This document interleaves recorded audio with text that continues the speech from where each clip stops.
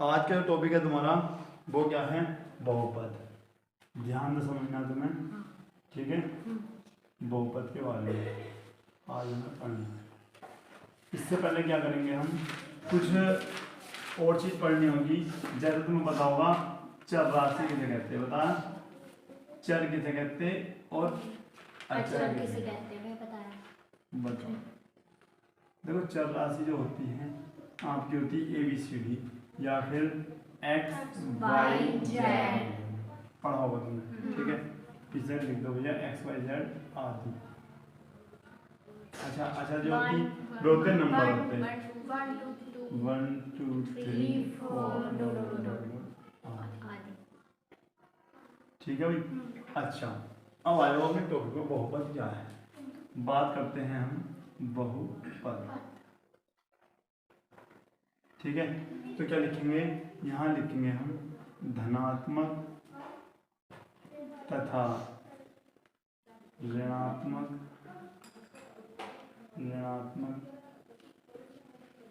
चिन्हों से बने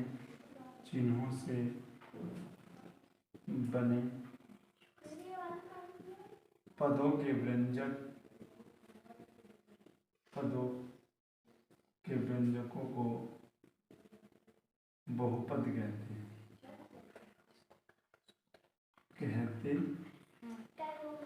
देखो बात क्या है, धनात्मक यानी जो आपके प्लस के होंगे, ऋणात्मक जो आपके माइनस के, चिन्हों से बने जो मिलकर बने होते हैं पदों के व्यंजकों को हम क्या कहेंगे भैया, बहुपद, ठीक है ना? अच्छा इसके बाद अगर हम लिखते हैं बहुपद का व्यापक रूप। व्यापक रूप क्या होता है भैया? व्यापक रूप की अगर हम बात करें तो ये होता है आपका A1x प्लस A2x की पावर 2 प्लस A3x की पावर 3 डॉट डॉट डॉट यहाँ पर जाएगा ANx की पावर n। ये हो जाता है आपका व्यापक रूप, ठीक है ना? अगर मैं बात करूँ यहाँ पर घात पूर्ण होती है, पूर्ण का मतलब क्या भैया? जैसे घात कभी भी अच्छा नोट में लिख देता हूँ, एक मिनट रुको। और यहाँ A1 A2 A3 dot dot dot वास्तविक संख्या है। पढ़ाया ना वास्तविक संख्या किसे कहते हैं? वास्तविक संख्याएं ऐसे, ठीक है? अच्छा नोट और लिख लो,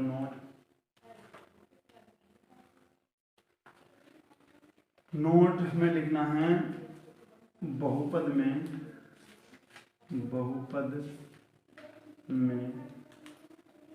एक मिनट,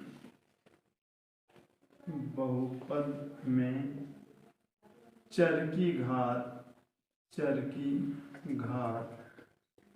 कभी दशमलव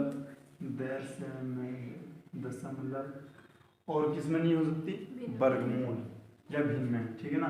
क्या लिख सकते हैं कि बहुपद में चर की घात कभी भी दशमलव या भिन्न में नहीं होती, ठीक है? और यहाँ पर घात, यहाँ पर चर की घात लिखो, ऐसा अच्छा रहेगा। यहाँ पर चर की घात पूर्ण होती है, ठीक है? पूर्ण का मतलब बदल गया, ठीक है?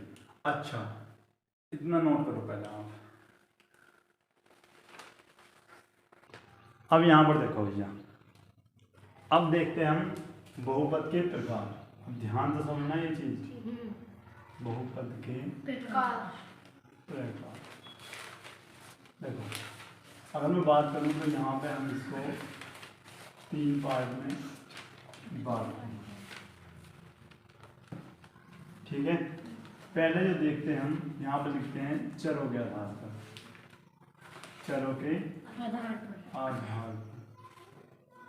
आधार। दूसरा होगा भैया घातों के आधार पर,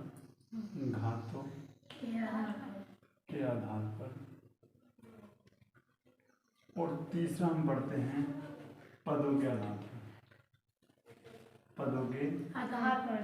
आधार पर। पहला जो हुआ आपका चरों के आधार पर, ठीक है ना।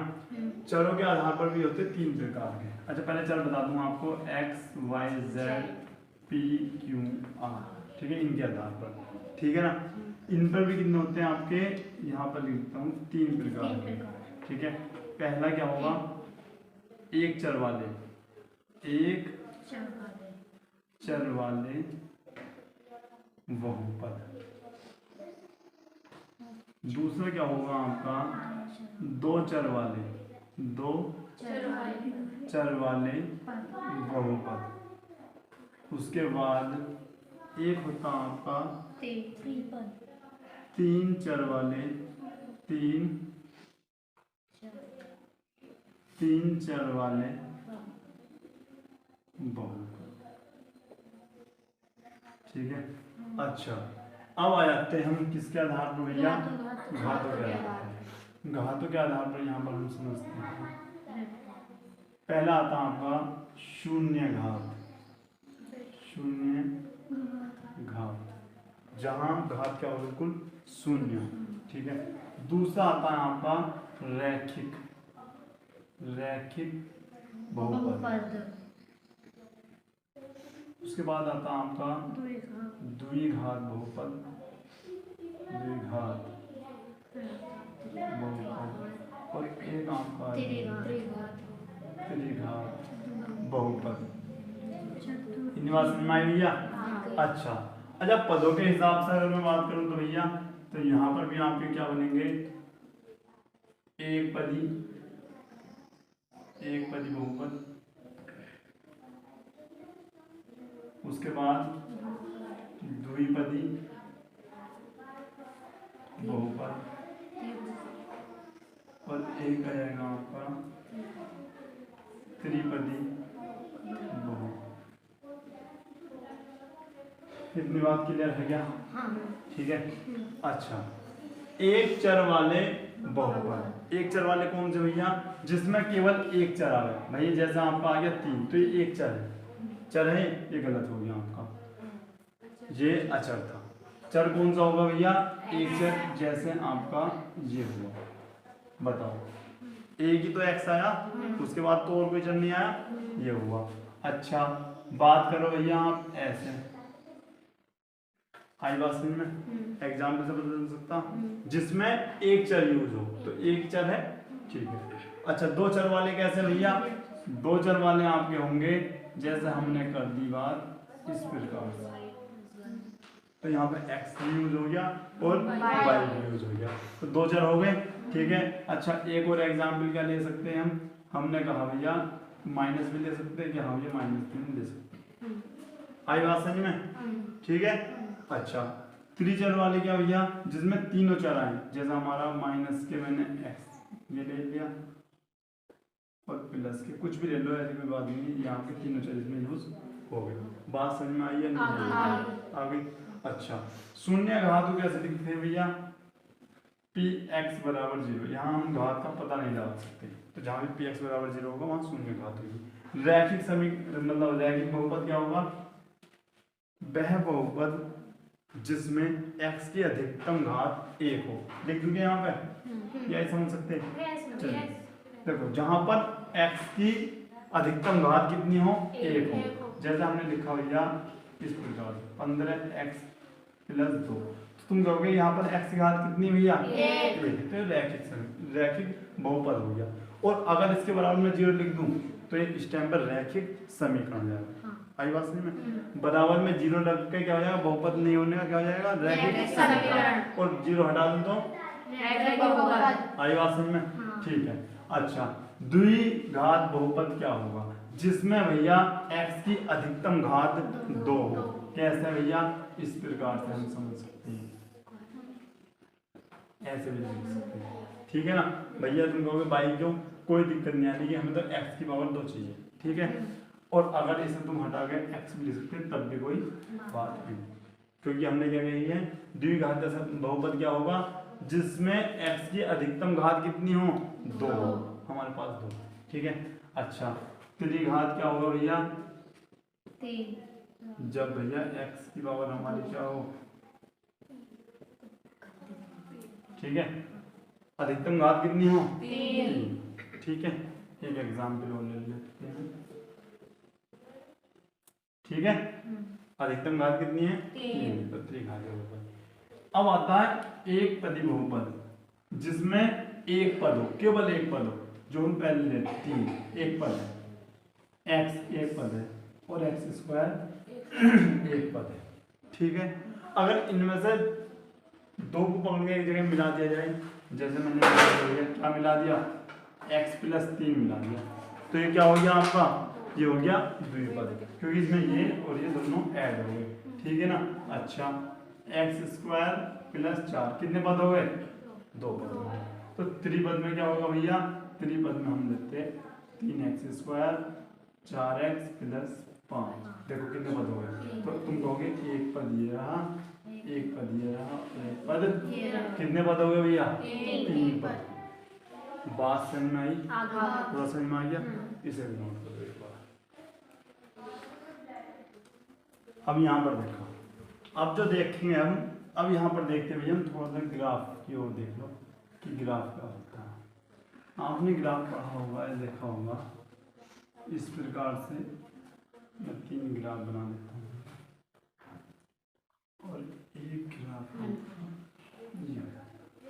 ये क्या है आपका? एक्स अक्ष और ये वाई, यहाँ पर भी ये वाई है और ये एक्स, और यहाँ पर भी एक्स है और ये आपका वाई, ठीक है।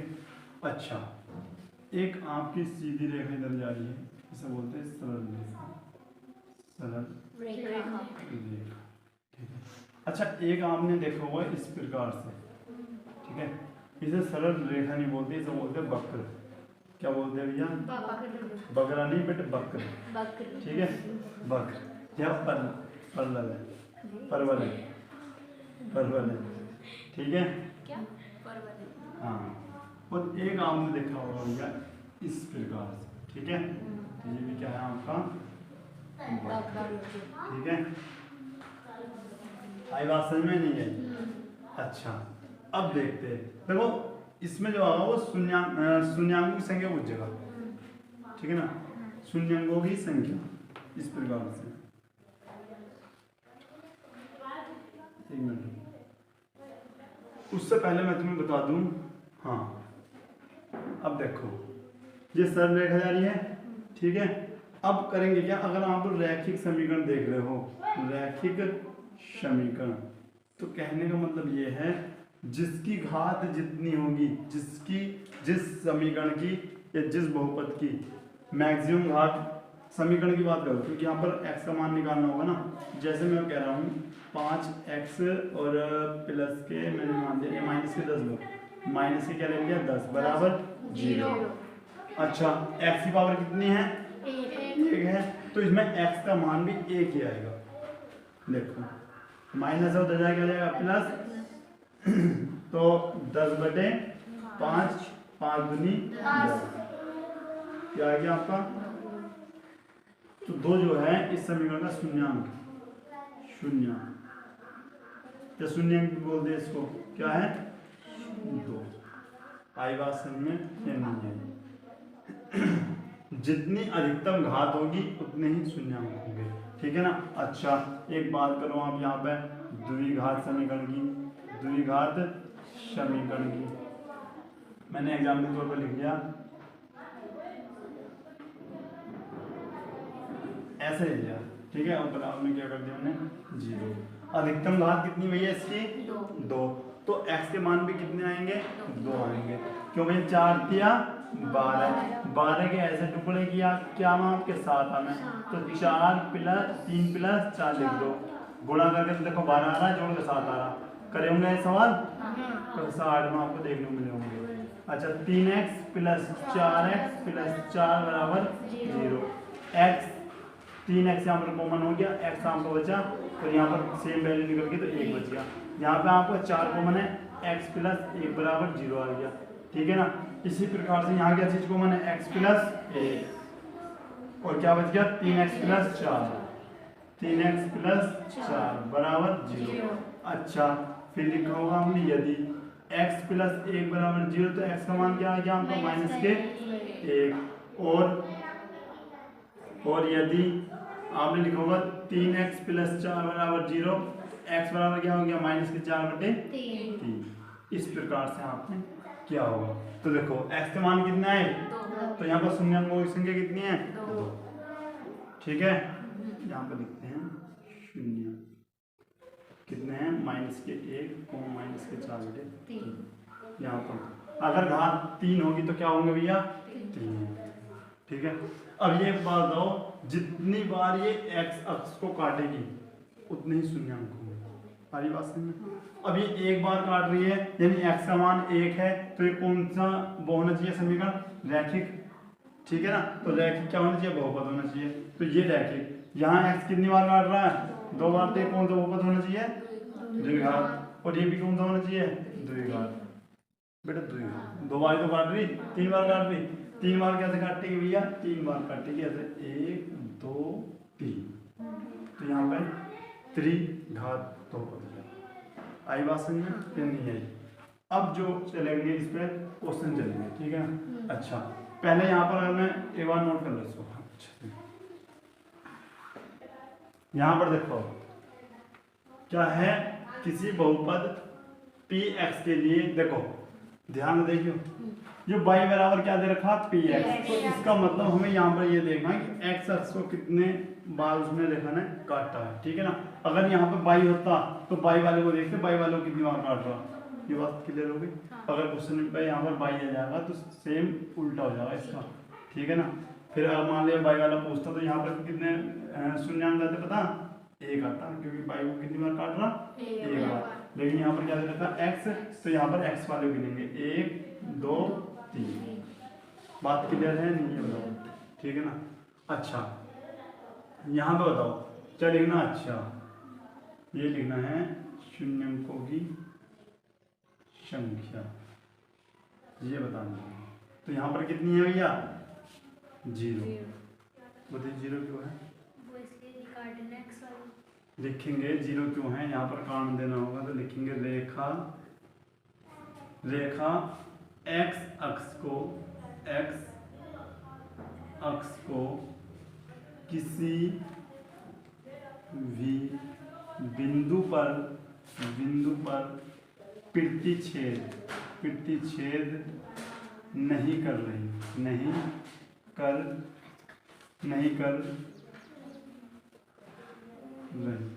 इसीलिए अब कहाँ लिखूं, इसीलिए शून्याङ्कों की संख्या 0 होगी। आई बात समझ में नहीं आई, बताओ लिख सकते हैं, ये पहले वाले का आंसर हुआ। ठीक है, यहाँ पर क्या लिखोगे, रेखा x अक्ष को एक बिंदु पर प्रतिच्छेद कर रही है, इसीलिए शून्याङ्कों की संख्या कितनी होगी भैया, 1। अच्छा जल्दी से यहाँ बताओ 3 2 3 की संख्या कितनी होगी, 3 होगी, 1 2 3। ठीक है भैया, यहाँ बताओ 2, तो यहाँ पर लिख दोगे कि संख्या कितनी होगी भैया, 2। अच्छा यहाँ पर बताना जरा, ठीक कितनी होगी भैया यहाँ पर, 4। अच्छा बेटा यहाँ पर देखो 1 2 3 कितनी होगी, 3 होगी। संख्या कितनी होगी भैया, 3। बात समझ में आई है नहीं है, ठीक है ना, एक बार इसको भी नोट कर अच्छे से। यहाँ पर देखो ज्ञात कीजिए कि कौन सा आरेख रैखिक बहुपद के संगत है तथा कौन सा द्विघात बहुपद के संगत। अब मैंने पहली स्टार्टिंग में आपको बताया है कि द्विघात में क्या होता है और रैखिक में क्या होता है। ठीक है, मैंने बताया था रैखिक में शून्याङ्कों की संख्या कितनी होगी भैया, 1, और द्विघात में 2 और त्रिघात में 3। अब जहाँ x अक्ष को जितनी बार काट रहा होगा वही वाला हो जाएगा, लेकिन हमें ये बताना है कि रैखिक है या द्विघात।